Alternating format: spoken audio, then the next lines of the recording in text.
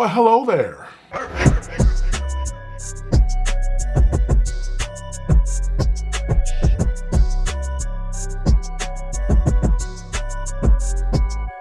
Hello and happy 2024 to you and your loved ones. Is your first week of 2024 going well? I hope it is. Mine could do better, but we're back in this. I know it's been a while for me. The last video I did was about GTA 6. Holidays, work, all that other stuff. Focused on that most of December. But now we are here in the new year. And so much has gone down in the first month. What else? Well, what happened? I mean, of course, we got Christmas and New Year's Eve. Aliens might have been in Miami. Cat Williams went crazy on like 20 comedians, Epstein lists, probably something political. Oh yeah, and also Jonathan Majors found guilty on his counts of assault, which I had thoughts, I had feelings, but I'm gonna zip it shut. So he had his interview, primetime interview. I didn't watch it, but I know it was just probably the most emotional thing in the world. But I'll say that's not my concern. My concern is, as a geek, is with him and Marvel, because Marvel dropped him the same day that he was found guilty. So now the question is, what next? If you care about that kind of thing. I actually do. So we're gonna check out this video with new Rockstars, see what they gotta say. And I can, put my own opinion in it and so on and so forth. So, you ready? I'm ready. 3, 2, 1, run it. Welcome back to New Rockstars, I'm Eric Voss, and will Marvel Studios recast Kang the Conqueror after firing Jonathan Majors with a new actor like Coleman Domingo, or will they move away from the character of Kang completely and shift the franchise to villains like Dr. Doom? In this video, I'm going to explain how all this drama over Kang the Conqueror, while certainly largely to blame on the actor's legal issues, is also something that happened within the studio's uniquely odd creative strategy. So would recasting Kang actually fix the character in the MCU? I was out on paternity leave when all this stuff went down last month, and I think I just owe you guys my take on it. But I think it's been a good thing because we've had a couple weeks to just clear our heads and just really think about what's going on here. So the latest news is that Coleman Domingo, who many of you know from Fear the Walking Dead or Euphoria, is the latest actor speculated to take on the role of Kang, first claimed by Scooper Daniel RBK. Coleman is 20 years older than Jonathan Majors, and Coleman Domingo has a long history of roles on stage and screen, and someone you could definitely see as a more experienced Kang Prime variant who has avoided the pitfalls and absorbed the knowledge of all other more reckless Kangs of the dynasty. Actually, in a 2021 interview with Awards Watch, Domingo actually said he wanted to be a Marvel villain. When it comes to the Marvel, the DC, I'm like, I think I'm ready now. I'm worked out, fit. I think I want to play a villain. I just wanted to be the villain. I don't want to be the good guy. I actually want to do some really nasty, dirty work. And yeah, saying, hey, Feige, put me in your stuff is something all actors say at some point in interviews. This is just kind of lining up perfectly in the way that interviews with David Cornsweat saying that he wanted to play Superman felt weeks before he was officially announced in the role. And not for nothing, MCU actor Ginger Gonzaga, who played Nikki on She-Hulk, tweeted her support for Domingo in the role of Kang. Really? But let's talk about the elephant in the room here. December 18, 2023, Jonathan Majors was found guilty of 1 count of reckless assault in the 3rd degree and 1 charge of harassment following a March 25th, 2023 incident in which he was arrested after a domestic dispute with his then partner Grace Jabari, a dancer and movement coach whom Majors met while working on Ant-Man the Wasp: Quantumania. Majors was acquitted on another charge of assault and a charge of aggravated harassment, but his sentencing for the 2 charges he was found guilty for is set on February 6th. And on the day of his conviction, Marvel Studios dropped Majors from the role of Kang. Same day. No announcements of who would replace him or whether he would be replaced, but according to The Hollywood Reporter, internally Marvel Studios has begun to refer to the previously announced Avengers: The Kang Dynasty to Avengers 5.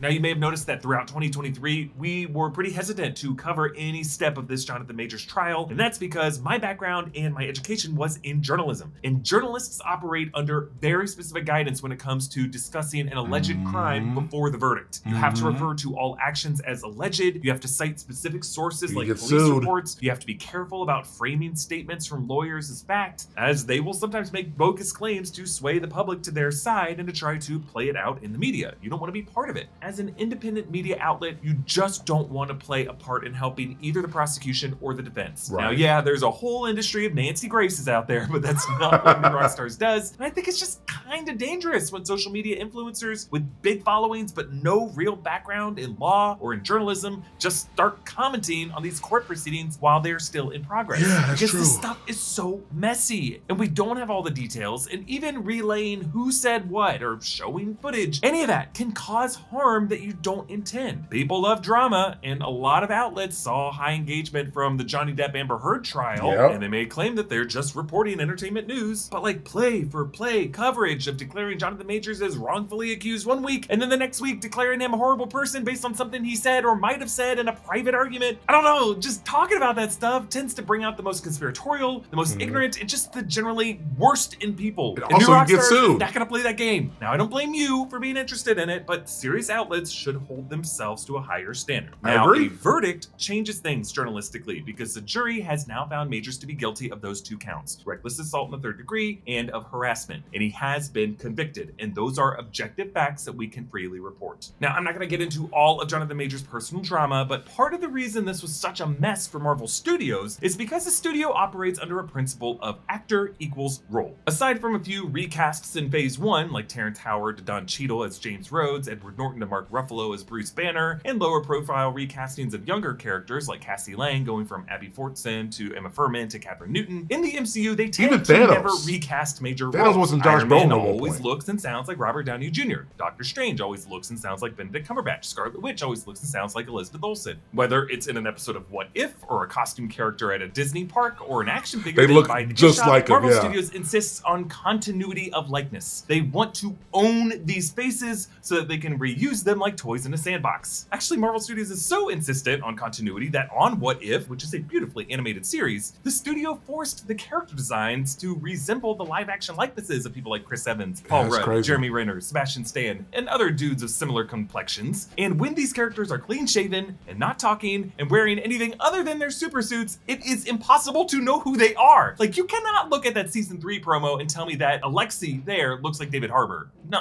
Huh. no way.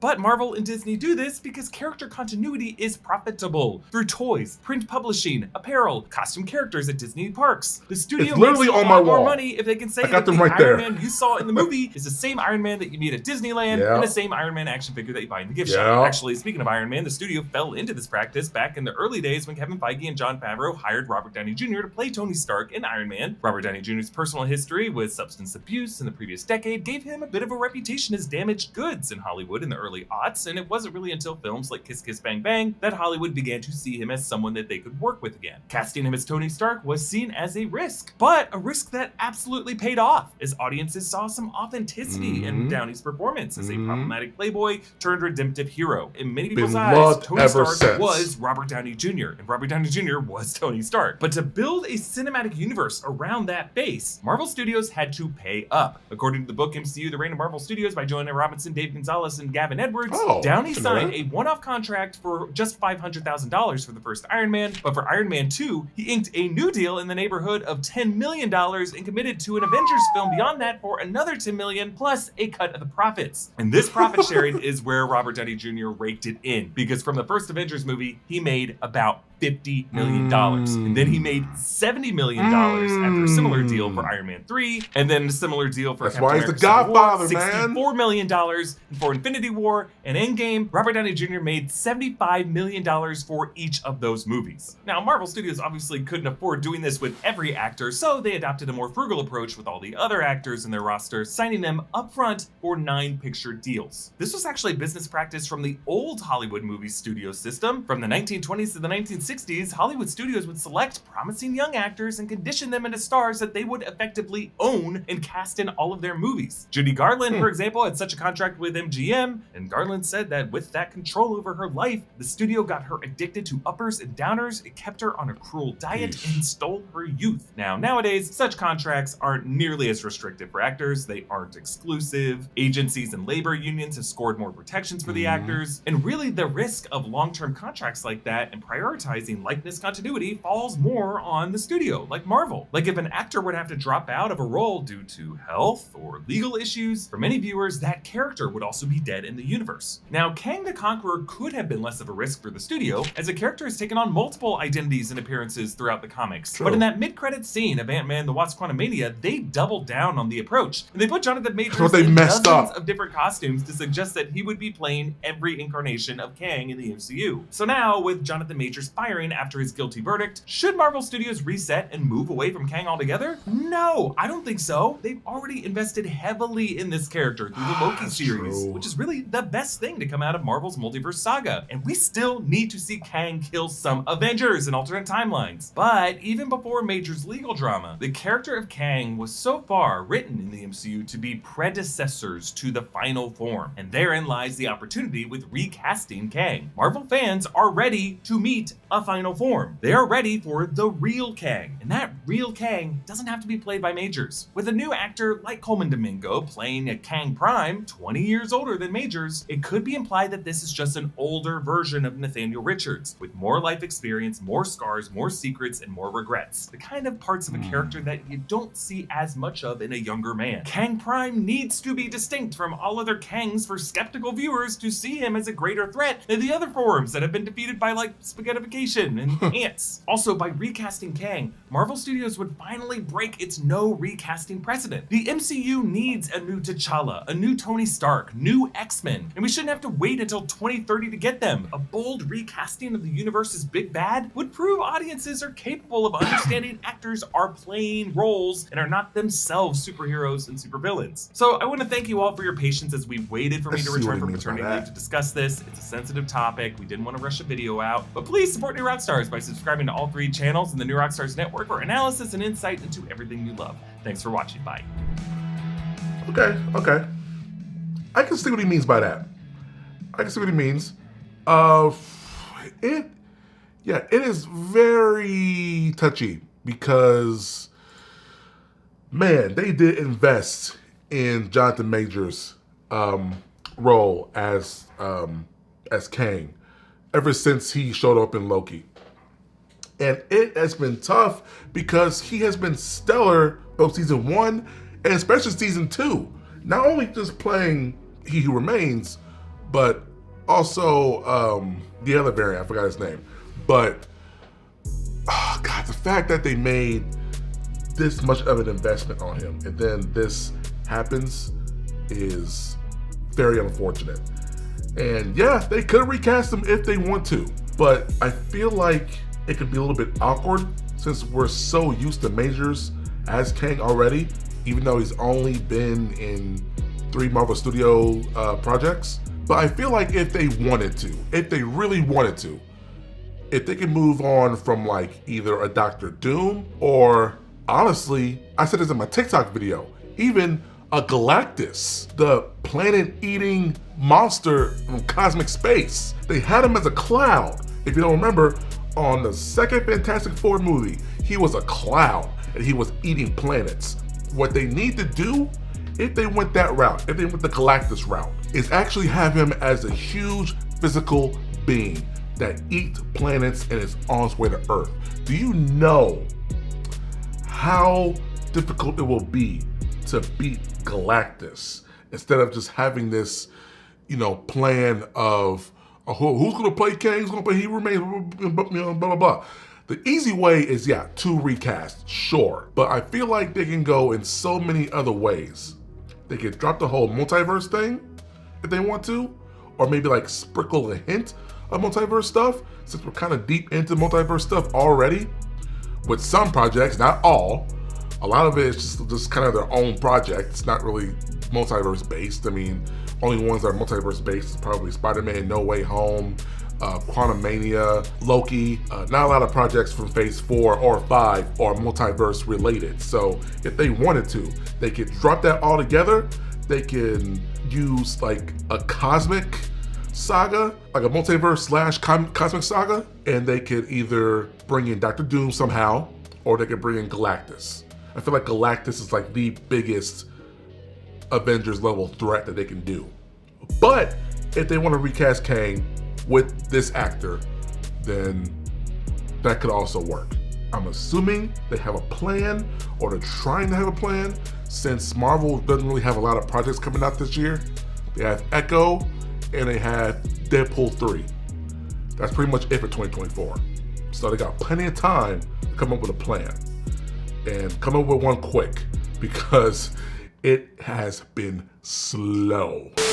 Let me know what you think in the comments. And if you haven't already, like, comment, share, subscribe to the channel. And let me know what you think. Hit that bell also. There's no when I'm posting. Okay? Cool. So, till next time, stay safe, stay healthy, and as always, stay gold.